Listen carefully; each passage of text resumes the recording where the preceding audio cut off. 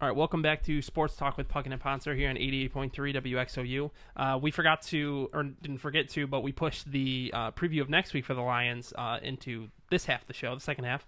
So they go to Arizona this week. Both Tim and I, in our predictions for the season, picked them to lose this game coming up this week, as well as picking them to win versus the Vikings last week, which they did. And if you want to listen to that, you can listen on our YouTube account, which you can access through our Facebook page, Sports Talk with Puckett and Pontzer. But going into this week, some of the key matchups that I was looking at is Calvin Johnson will be matched up with Patrick Peterson. The Cardinals are one of the few teams in the league where that the Lions play, at least, where you play them and it will literally be, okay, Patrick Peterson, here's Calvin Johnson, and that's the end of the story. Another one will be when they play the Buccaneers, Darrelle Revis, same thing. They will be one-on-one matchup the whole game. There will be no change there, and Matthew Stafford is going to have to live with that. So, whatever it may be. Another matchup is just for the secondary as a whole. Tyrann Mathieu plays for the Cardinals, and he made an outstanding play against the Rams, where he knocked the ball out and saved a touchdown. So he's a game changer. He can affect the game in a big way, like he did against the Rams. How about on the other side? You have, and I know his name comes up, Calvin's the best, and he's proven that past couple of years, but a top 3 receiver in Larry Fitzgerald. Yeah, he's going to go against probably Chris Houston. Most of the time, probably. And I would hope you would keep a safety over there because probably Glover Quinn. Yeah. Larry Fitzgerald. You talk about Reggie Bush being the offense for, or I'm sorry, not Reggie Bush. Adrian Peterson being the offense for the Vikings. Larry Fitzgerald has been the offense for the Cardinals for years, and this isn't the Cardinals, Super Bowl run of him and Bolden, young Bolden, and Steve Preston. This is not that. This is Larry Fitzgerald. You got Mendenhall out there, ex-Steeler, a lot of ex-Steelers out there, but. He's like their feature back, maybe. He had 60 yards rushing on Sunday. So they don't really have, they don't have a threat in the backfield. Obviously, pales in comparison to Adrian Peterson. So they're going to need to, this will be a test more of the secondary than last week. I mean, we talked about this because Christian Ponder is not the guy. And now you have a journeyman quarterback, Heisman winner, and Carson Palmer, who I'll admit, I watched a tremendous amount of this game on Sunday because I have this new Sunday ticket thing on my phone where I can watch like any game, and it's fantastic. And Carson Palmer actually looked really good. I don't know if you watched any of the Well, games. I mean, he's not a bad quarterback. Because the Packers 49ers game was a national game, so that was on at 4. But then I was watching a lot of this Cardinals and Rams, and Palmer, he had some great years in Cincinnati. When I lived there, he some of the best offensive numbers that have been seen in Bengals history, and he was up there, throwing the ball around. And like before Breeze, he didn't compare to Breeze, but they had that high flying offense. So it'll be interesting to see how he does, and it's only a second game in a Cardinals uniform against this revamped Lions secondary. Right. And like you said, Chris Houston, Glover Quinn will probably be tasked with keeping Larry Fitzgerald in check. That's going to be really important for them going into this game. Another test for the offensive line. I think every week will be for them to prove once again. Darnell Dockett. Right. But one thing I wanted to address is that, you know what? Last week we said, this is as close to a must-win as you can get in week 1. You're basically either starting 1-0 or you're starting 0-2 because this is a division game. So... Right. You know what? They took care of business. Yep. And now it's like people move the finish line back. It's like, well, you have to do this to prove you're any good. Okay. Well, now you have to do this to prove you're any good. Well, now you have to do this. You know what? I don't think the Lions are going to win this week. But next week, I'm not going to be any less encouraged because they lose. Well, and I think an interesting stat, you were talking about some of those matchups. The Cardinals, they've got some quality defenders there, and Carlos Dansby. You got Frosty Rucker or Darnell Duckett, 0 sacks. And I know that the Rams, they have Jake Law now. They have some quality offensive linemen there, but they weren't able to get to Sam Bradford. And on the flip side, the Rams were able to get 4 sacks and 5 QB hits. Right. So, the Lions' the defensive line should be like licking their chops. I know I saw. And if they do win, I picked them to go 9-7. If they go out there and beat Arizona, I will be thoroughly impressed. Because do you know that they have not beaten the Cardinals since like 89 or 80. No, it's like 1990 or Right, 1993. it's similar to both of us have not been alive to see them win in Lambeau. Right. Now I know they don't play Arizona as often. Right. But I remember like 2 years ago when they went there, they sucked. Last year. Last year they were brutal. So it'll be interesting to see. For all teams, it's tough to go out to the West Coast and win, but the good teams do it. Right. So if they can do it, that would be awesome. If not, it's kind of like no harm, no foul. And I mean, I know I sound like I'm being incredibly weak with like this expectation of them, but I really don't. Now, I do expect them to go into Washington and win. Yeah. The next week. Yeah. Which most people don't. So mine's kind of flipped where I don't as much expect them to win this, and I do expect them to beat Washington.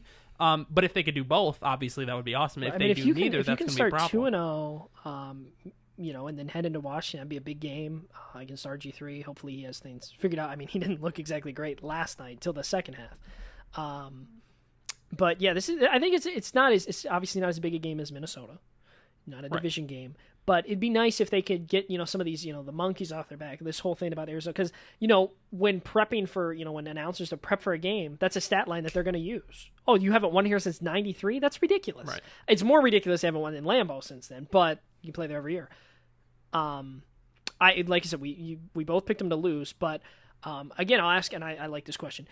Next week we'll be on the show, and once again we'll use the first whole segment probably talking about the Lions. What do you think we'll be talking about next week?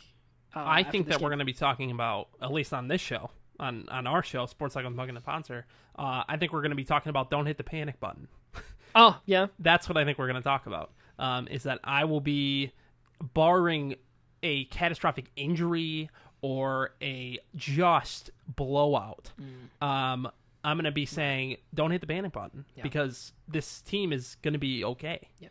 I think that we're going to be talking a bit about the secondary, and not that they're all chalked up that they should be, but I think they had a pretty good game last game. I think a lot of Lions fans are going to be introduced to guys, obviously Fitzgerald, but like Michael Floyd and Andre Roberts might be putting up some nice numbers with Palmer. But on that same token, I think we might see the defensive line once again prove their strength. Yeah. And that, you talk about this being a win or loss, your secondary could be kind of bad, but that defensive line could make up for that and win you the game. Maybe. Right, and that could be the case each and every week. That battle between those two defensive groups is going to be important to watch all season long. What's fun is Patrick Peterson lines up as receiver sometimes too, so it should be fun. Does he really? He does. Wow. Yeah. Okay, so that's the Lions preview. Let's talk about the Tigers. We couldn't really talk about them a lot last week because we had an NFL-heavy show. Right. But the division lead's down to 4.5. Last time we were on the show, they had an 8.5 game lead. Yeah. And that was it was 7 days ago. Right. Since then, they have lost 4 games off their lead in 7 days. Yeah. And you talk about hitting the panic button. You're just saying, I'm not there yet, but this has not been the best week for the Detroit Tigers. Yeah, it hasn't. And I will say, once again, don't hit the panic button. I'm confident in this team. I have been the whole season. I haven't really wavered in terms of, I know I declared the division over like mid-July when they swept Cleveland, but I'm still going to say that. I am still very, very confident. I mean, we like to make predictions on the show, and unfortunately that one has definitely fallen flat. Well, yeah, the first one. Cleveland has stuck around. Cleveland's actually playing some good baseball at the moment, and I think there's 2 reasons why I think the Tigers are going to hold on. And it's, at the beginning of the season, we're like, it doesn't matter because their division sucks. They're going to win. I think it's kind of the same. The rest of their schedule sucks. They should be fine. They have 18 games left. Unfortunately, they have not been able to. When we had earlier shows a couple months ago, White Sox, they should be able to take them. I went out. I was at a game of the White Sox. They lost. Chris Sale has had the Tigers number. He did last night. They have a winning record against the Tigers in the second half, which is unfortunate. And but then you play Kansas City, Seattle, Chicago, Minnesota, Miami. None of those teams jump out like Oakland and Boston did earlier. Now, you didn't exactly prove your mettle against those teams.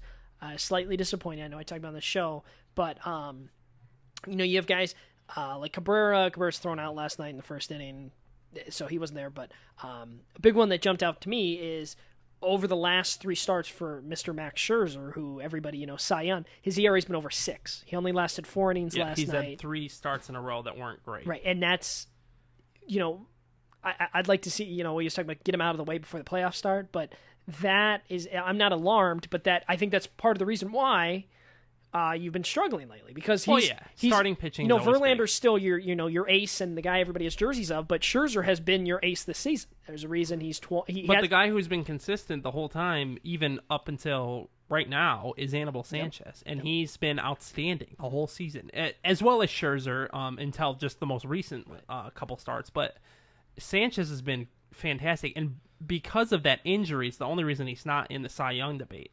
Otherwise, he would be. He missed like a month of the season. I mean, it's just, since the calendar is flipped to September, you only have 2 wins. Yeah. And that's, so you're 2-6. And meanwhile, Cleveland has been playing, really well. I mean, they beat you there 4-0 or 4-0 in that September 1st game. So that's, do I think Cleveland could catch them? Cleveland would have to play pretty decent, or pretty, like, not overly decent base, but, to catch the Tigers, and the Tigers would just kind of have to muddle around. But even in these last, like, even if the Tigers go, like, it's like 10-8, the Indians have to win like 15 games. So I don't know if that's going to happen. I mean, we've seen it, I think of the Rockies in 2007, where they won like 20 out of 22 games to like finish the season. But like I said, the schedule is what jumps out to me, and B is that the Tigers don't play Cleveland. If for some reason they could really put them out of it. Exactly. Or Cleveland could catch up. That's but, you know what I'm saying? And not that I'm saying, but that's what, if you have 2 series left with, or you finish up 2 series left with Chicago. If it was that way with Cleveland, maybe I'd be a bit worried. Ooh, the only thing I'm worried about is that Cleveland plays Houston 4 times. 4 times and finishes with Minnesota 4 times. I mean, you think they probably win against Houston 3 times. You would think so. Yeah, but the White Sox I'm pretty sure, unfortunately, my computer's dead, but I'm pretty sure that the magic number's 15 for the Tigers. It's 16. 16? So that's combination between Tiger wins and Cleveland losses. Yes. So if there's like 19 games left, 18 games. 16 with 18 left. And it was 17 with like 24 left. That's what's kind of disappointing. Right. So 16 with 18 left. So I think if you win 8 games, I think if you go 8-8, you win. Mm-hmm. Easy. Okay. Well, because that would mean that the Indians would have to go like 13 like I was saying, 5. Exactly. That's what I was saying. They have to, it could happen. It's not even out of the realm of possibility. Right, but I'm still confident. One thing that you have lost though is home field advantage. Yeah, that's pretty much ship sailed unless they go on a really big hot streak. And I heard it today, and I kind of agree with it. I think that maybe this Tigers team is just kind of tired of the regular season. Yeah, I would agree with that. It's like the Pistons teams of the 04, 05, 06. And it's, when you're in football, you can't do that as much. I mean, yes, if we see the Colts, Jim Sorgi and, Tom Brady, that would happen at the end of the season. But baseball, you just have to slog through the games, and it's 162. We've been talking ad nauseum, but I'm not worried. It's just, I'm not pleased with what I'm seeing. And I don't know, teams talk about how they can flip a switch. I just would like to see, and hopefully like that Marlins series and some of the Royals series, where you're able to maybe pick up some momentum again. Because if you keep this rut into the playoffs and you just kind of get in there, then you'd be like, but if you can, and I think it all comes down to him really is, it's interesting, is Verlander this year could be your X factor as opposed to being the guy. You have Sanchez and Scherzer that can maybe anchor that thing. And if Verlander can go out there, and I would really like, if he can just mow down like 20 Marlins, like that would be awesome. And if he can just shut down the Royals or something, if Billy Butler can stop hitting bombs off of him, then maybe. Especially because my fantasy season's over. Exactly. Maybe that would be nice because he could have some confidence and the team could have some confidence. And so Verlander's X factor, and then the biggest thing is, I just said Verlander's biggest thing, but the other biggest thing is Cabrera's health. Right, and a lot of this is being overshadowed by the fact that football season is upon us. Easily. So this happens every year where the Tigers are the story. I mean, you can go back and listen to our old shows, and it's Tigers, Tigers, Tigers, Tigers, Tigers, and now it's not an afterthought, but it's pushed to the back burner. I mean, that's football does that. I mean, Right. that's And that's okay. And once the Tigers are in the playoffs, they'll kind of come back towards the front more, and probably not be even with the Lions, but right. up And if there. we can have, 2 years ago, it was very exciting where you had the Monday night game against Chicago, and you had the ALDS that Right. week. I mean, that was fantastic. Yeah, that was a that was great week for Detroit sports. That would be nice. And the Wings were starting up. We're gonna have Wings talk in like a couple weeks. Right. Hopefully, they're starting up. But yeah, you're absolutely right. I mean, college football is huge in this area. Obviously, the Lions, and when the Lions are overly decent, they're huge. I mean, Right. they're huge when they're 0-16, but they're Right. huge when they're actually doing well. They should get the attention, and I think this is the best. This is the best time maybe for the Tigers to have this like 2-6 run. Right. When, if they did this in July, people would be like, "Oh my gosh, If they did fire this, Leland!" If they did this 3 weeks ago, people would be Right. panicking. Right, exactly. So that's, I mean, you're absolutely right. The football in every city, although it is interesting. But bottom line is, no panic on this show. Right. Neither of us are worried.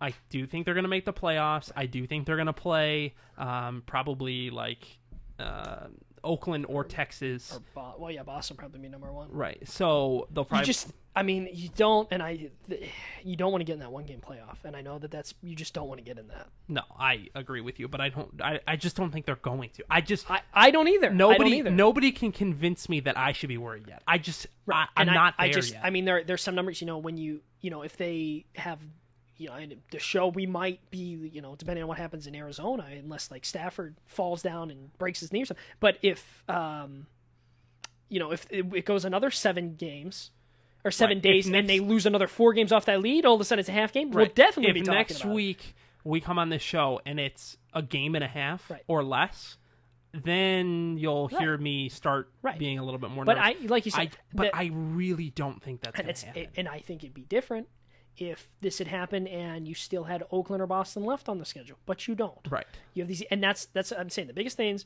Schedule is really easy. Now Cleveland's is as well, but you still have that 4.5 lead, out of the gate on them, and you're not playing Cleveland. I'm saying even if there was like a 3-game series there at the end, it would be exciting. And I've said on the show, I almost wish there was a pennant race for just the excitement it causes. But that would, if all of a sudden they're creeping up with like. It's because we've seen the Tigers, with 4 left, they're up 3 and they choke it. Yeah. And that's what I'm saying. They lost a four games off their lead in 7 days. If they do that again, you better believe we'll be leading off with it. Right. But like you, I'm not worried. I think if anything, they can treat this rest of the season. They, like you said, home field's out of it, so they can kind of meander along. Hopefully, Verlander can get his stuff back, and Cabrera can be at 100%. You can enter the playoffs, hopefully with some momentum, and be ready to go after that World Series. Exactly. Okay, let's talk. Like I said, no panic. Right, and football, it's great. Football, I was going to say, it is interesting, my beloved city of Pittsburgh, the Pirates right now, with their 82 wins, are a bigger story than the Steelers right now with their... That's because it's Cop-Out City. Cop-Out City. Okay, all right, Michigan State. Let's start with Michigan, because they deserve to go first. They play Notre Dame. They beat Notre Dame. Yep. I thought that they got a couple presents under the Christmas tree on the way to that victory, but bottom line is especially they beat on that them. last drive. Yep. So, they pull up the victory. Devin Gardner was impressive. He made the mistake I thought he would make eventually in giving up that touchdown. Yep. So I thought that he would make that mistake eventually, maybe not worth 7 points, but I thought he would make a big mistake, at least one, and he did. So it kind of played out like I thought it would, and but you know what? Michigan is right on the track to be 7-0 heading to East Lansing, just like I said. So no surprise for me, really. Important for Michigan to take care of business at home, which they did. So Michigan fans should be excited about that, and they should be happy about that, and kind of like with the Tigers, like, all right, let's keep going. What did you think about the game, Tim? I was at Charles watching it. I thought it was a sloppy game. Devin Gardner comes out in the 98 jersey and rah-rah-ree, and he kind of... don't even get me started on that. He was okay, and he made that big mistake. Now, to his credit, he was able to come back and lead the drive. Like you said, there was 2 plays on third down where they were helped out. I mean, the Lions got one as well in that game, but that's not the reason. That wasn't like a crucial drive. I mean, it was big, but talk about that was the most crucial drive there is. They were able to march on the field. Really weak pass interference, really late flag, and then there was a really late flag on probably a good pass interference call. But, yeah, it was amazing. Michigan, I think Michigan, not that they didn't deserve to win, but national time slot, it's good for them. I don't. It was a good game, but it just was bizarre in certain extents. Well, yeah, it's going to be strange watching the quarterback wear number 98 for the next 2 years. You know what? That is the most ridiculous thing. The fact that they do that is the stupidest thing I've ever heard. Yeah. It's equivalent to Henrik Zetterberg coming out next year and for the Winter Classic, he's like, all right, here we go. We're breaking out 19. Yeah. No, it doesn't work like that. Did you know that Steelers play Monday night? Roethlisberger has changed his number to 12. Yeah, and it's going to say Terry Bradshaw on his jersey. I heart Terry on the back. That's exactly what it's going to say. Yeah. It's the dumbest thing I've ever heard. Quarterbacks don't wear 98. I don't care who you are. It's not an honor. Reggie Bush is wearing 20 next week. Yeah, it's not this honorable thing. It's just stupid. And I don't care if you like Michigan, if you like Michigan State, if you like Western, if you like freaking Grand Valley. It's stupid. Yeah. And it doesn't have any relevance to the program because bottom line is you're just living in the past. I mean, it's a good thing, though, because Tom Harmon won a Heisman, so Gardner, Yeah, cool. Hey, I like Agent Gibbs. Exactly. Okay, Michigan State. Absolute mess. They win, but who cares? They're 2-0, over but a who team cares? in South Florida that South Florida opened the season at home against McNeese State and got routed 53-21. Tim, can you read those rankings right there for me? South Florida is South Florida, not Michigan State. South Florida was 107th in passing yard, 98th in rushing yard, 116th in points for, 106th points against. And you won 21-6 with 2 defensive touchdowns. Right. Thank the Lord for Shalik Calhoun because there are some big fans in South Florida. You can go to the game on October 26th against the top 10 team in Louisville, $14. Yeah, cool. Go see. Good. Yeah. Yeah, but I mean, if you listen to any sports talk radio at all, you know that the quarterback situation is a mess. Right. If you've opened a newspaper recently to the sports edition, you know the quarterback situation is a mess. This is fresh hang on. Sorry. I blame 100% at this point Mark D'Antonio.